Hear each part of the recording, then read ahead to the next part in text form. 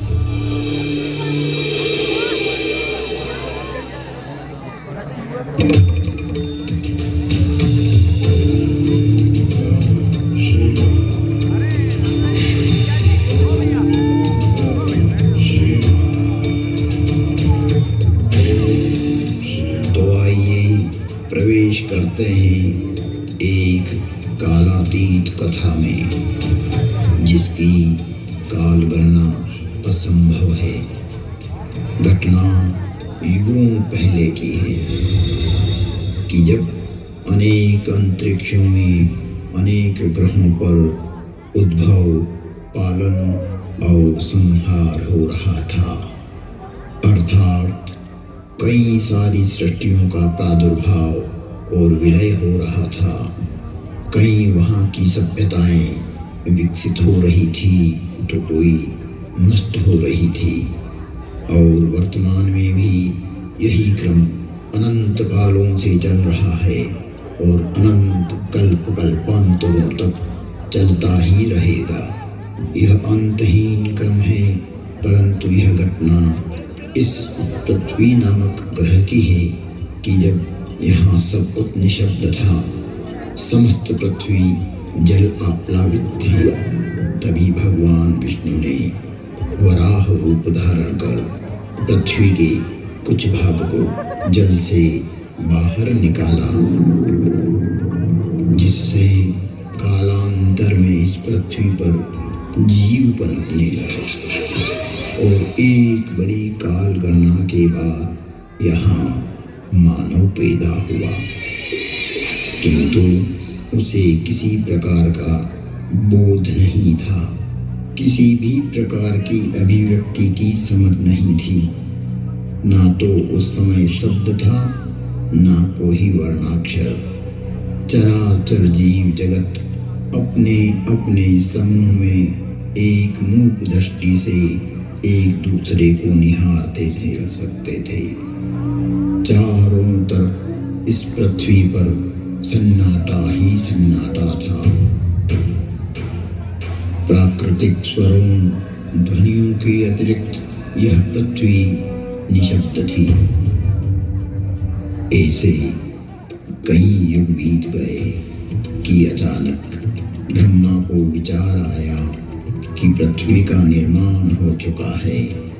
विष्णु ने अपनी व्यवस्था भी व्यापित कर दी है, लेकिन शब्द की उत्पत्ति कौन करेगा?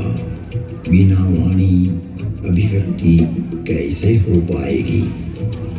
जब ब्रह्मा और विष्णु को प्रेरणा हुई कि देवों के देव महादेव ही इस सृष्टि में शब्द की स्थापना कर सकते हैं, शब्द ब्रह्म का दान दे सकते हैं,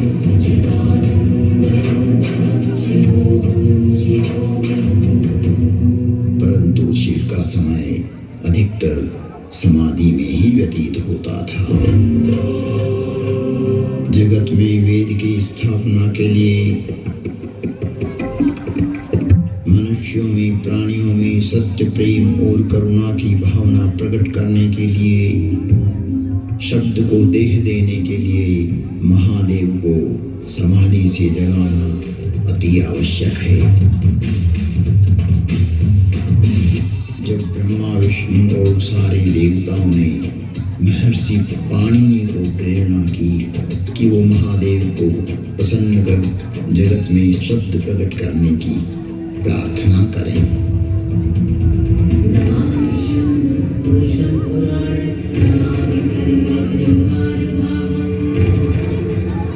महर्षि पाणिनि की निष्प्रिय एवं जगत कल्याण की भावना से की गई तपस्या ने भगवान शिव की समाधि में विघ्न डाला। महादेव की समाधि असमय भंग हो गई। महादेव की जागते ही उनका रौद्र रूप प्रकट हुआ और उन्होंने अपना नाद शस्त्र डमरू उठाया और भयंकर तांडव करने लगे।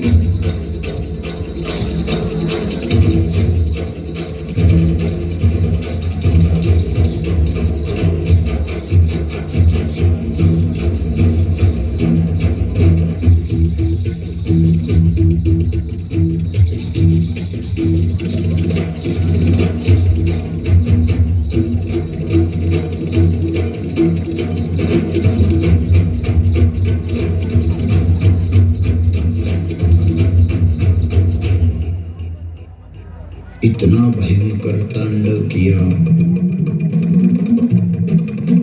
कि पृथ्वी हिलने लगी, आकाश में बिजलियां कौंधने लगी। पृथ्वी को हिलते देख ब्रह्मा ने सोचा, कहीं प्रलय की वेला तो नहीं आ गई। चारों तरफ समुद्र में उफान आ रहा था। हवाएं चक्रवात का रूप लेकर आकाश की ओर बढ़ रही थी। पूरी पृथ्वी अपनी दूरी पर ऐसे डोलने लगी मानो पृथ्वी समुद्र पर तैर रही हो। तब महादेव ने अपना डमरू बजाया और असमय समाधि में हुए विघ्न के कारण तांडव करते हुए मानो अपने इस नाद से संसार को बधिर कर देंगे, इस सृष्टि को समाप्त कर देगा को प्रकट करते हुए प्रचंड एवं भीषण गंभीर ध्वनियां पैदा करते हुए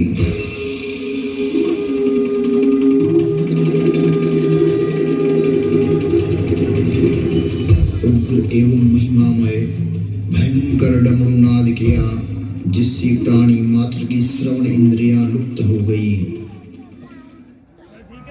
नाद इतना भयावह था कि प्राणी मात्र के कर्ण भेद हो गए। कुछ काल के लिए यह स्थिति बन गई। महादेव तांडव करते हुए अपने उग्र नाद वाद्य से कुछ ऐसी शाब्दिक रचना की जो आज इस भूमंडल पर शब्द और श्रवण का कारण है, जिसे महर्षि पाणिनि ने अवरुद्ध हुई अपनी श्रवण इंद्रियां पुनः जागृत होने पर शब्दों में पिरोया। जगत कल्याण के लिए महादेव की प्रेरणा से नाद वाद्य से निकली हुई ध्वनियां जो आज इस संसार में व्याप्त है। इस भूमंडल पर कोई भी व्यक्ति किसी भी भाषा में अपनी अभिव्यक्ति करता हो, उसका उद्गम स्रोत महादेव का डमरू ही है। और वो डमरू इस प्रकार बोला, ऐं ऋ ऐं ऐऔच भयवरट लं यमगणनं जभय गणदश जब गणदश खप चटत चटत कपय शशशर हल।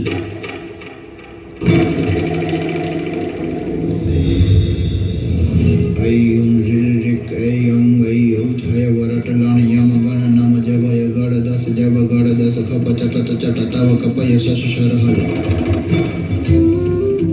यह था शिव का नाद शस्त्र से उत्पन्न हुआ शब्द व्याकरण। इससे शब्द की संरचना हुई और डमरू ने जिस प्रकार ये 14 शिव सूत्र परमात्मा शिव ने जगत को दिए वो आज सभी की अभिव्यक्ति का कारण है। इति माहेश्वराणि सूत्राणि अनादि संज्ञार्थानि ऐसा मंत्या इतः हकारादि स्वकार उच्चारणार्थ लणमध्ये तत्संज्ञकः। शिव के नाद तांडव के बाद संज्ञा संधि ओष्ठ जिह्वा कंठ नासिका पुल्लिंग स्त्रीलिंग नपुंसकलिंग आदि आदि वर्णों की उत्पत्ति के स्थान तय हुए। वाणी में व्यापकता आई। वाणी की श्रेणियां निर्धारित हुई। वर्ण का लिंग तय हुआ। मुख और नासिका से एक साथ उच्चारित होने वाले वर्णों की उत्पत्ति हुई जो लघु सिद्धांत कौमुदी में संक्षिप्त रूप से वर्णित है, जिसका विस्तार सिद्धांत कौमुदी में प्रतिपादित हुआ है, जिसे हम अल्प समय में अभिव्यक्त नहीं कर सकते। शिव के निनाद तांडव के उपरांत महर्षि पाणिनि ने शब्द की रचना की और अक्षर को रूप देने के लिए प्रथम प्रार्थना की। नत्वां सरस्वतीं देवीं शुद्धां गुण्यां करोम्यहं पाणिनीय प्रवेशाय लघु सिद्धांत कौमुदी। महर्षि पाणिनि ने विनय कर लघु सिद्धांत कौमुदी की रचना की, जो आज इस जगत में सर्व भाषाओं का मूल है। नृत्यावसाने नटराजराजः ननाद ढक्वां नव पंचवारम् उद्वर्तु कामादि सनकादि सिद्धै एतद्विमर्शै शिवसूत्रजालम्। तुम त्रिभुवन गुरुवेद बखाना आन जीव पावर का जाना। विश्वनाथ ममनाथ पुरारी त्रिभुवन महिमा